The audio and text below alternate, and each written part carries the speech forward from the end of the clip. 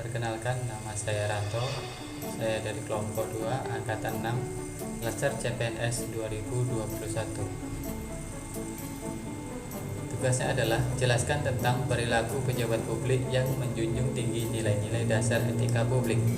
Yang kedua, contoh-contoh konsekuensi dari pelayanan publik yang memiliki kompetensi leadership dan kompetensi, tapi minus kompetensi etika.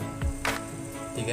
Jelaskan apa yang saudara pahami tentang konflik kepentingan. Mengapa aparat pemerintah harus menghindari konflik kepentingan? Jelaskan tindakan-tindakan yang termasuk ke dalam konflik kepentingan. Perilaku pejabat publik yang menjunjung tinggi nilai-nilai dasar etika publik. Etika publik menjadi aspek yang sangat penting untuk menyelenggarakan pelayanan publik yang optimal kepada masyarakat.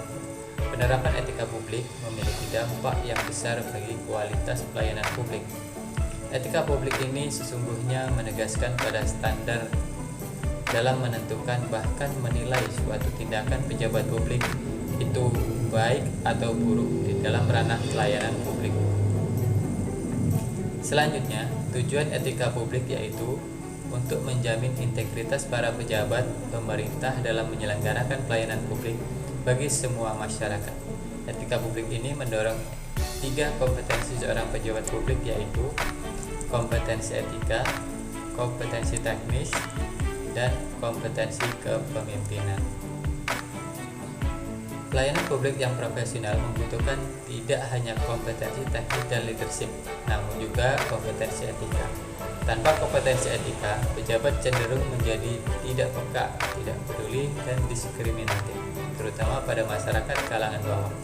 Etika publik merupakan refleksi kritis yang mengarahkan bagaimana nilai-nilai kejujuran, solidaritas, keamanan, kesetaraan, dan lain-lain dipraktikkan dalam wujud keprihatinan dan kepedulian terhadap kesejahteraan masyarakat atau kebaikan orang lain. Profesionalisme merupakan masyarakat yang tidak bisa ditawar lagi bagi pejabat publik. Suatu tugas atau pekerjaan harus dikerjakan oleh orang yang sesuai bidang keahliannya. Hal ini sejalan dengan sabda Rasulullah SAW. Artinya, apabila suatu urusan diserahkan kepada seseorang yang bukan ahlinya, tunggulah kehancuran. Konflik kepentingan. Konflik kepentingan adalah situasi di mana seorang penyelenggara negara yang mendapatkan kekuasaan dan kewenangan berdasarkan peraturan perundang-undangan memiliki atau diduga memiliki kepentingan pribadi atas setiap pengguna wewenang yang dimiliki sehingga dapat mempengaruhi kualitas dan kinerja yang seharusnya. Mengapa aparat pemerintah harus menghindari konflik kepentingan?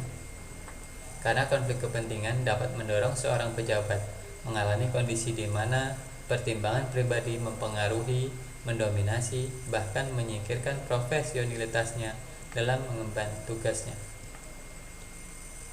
Jelaskan tindakan-tindakan yang termasuk ke dalam konflik kepentingan. Yang pertama adalah gratifikasi, yaitu pemberian dalam arti luas, yakni meliputi pemberian uang, barang, rabat, komisi, pinjaman tanpa bunga, tiket perjalanan, fasilitas penginapan, perjalanan wisata, pengobatan cuma-cuma, dan fasilitas lainnya. Kelemahan sistem, yaitu keadaan yang menjadi kendala bagi pencapaian tujuan pelaksanaan kewenangan penyelenggaraan negara yang disebabkan karena aturan, struktur, dan budaya organisasi yang ada. Perangkapan jabatan, yaitu seorang penyelenggara negara menduduki 2 atau lebih jabatan publik sehingga tidak bisa menjalankan jabatannya secara profesional, independen, dan akuntabel. Penyalahgunaan wewenang, yaitu membuat keputusan atau tindakan yang tidak sesuai dengan tujuan atau melampaui batas-batas pemberian wewenang yang diberikan oleh peraturan undang-undang. Kepentingan pribadi atau vested interest, yaitu keinginan atau kebutuhan seseorang penyelenggara negara mengenai suatu hal yang bersifat pribadi.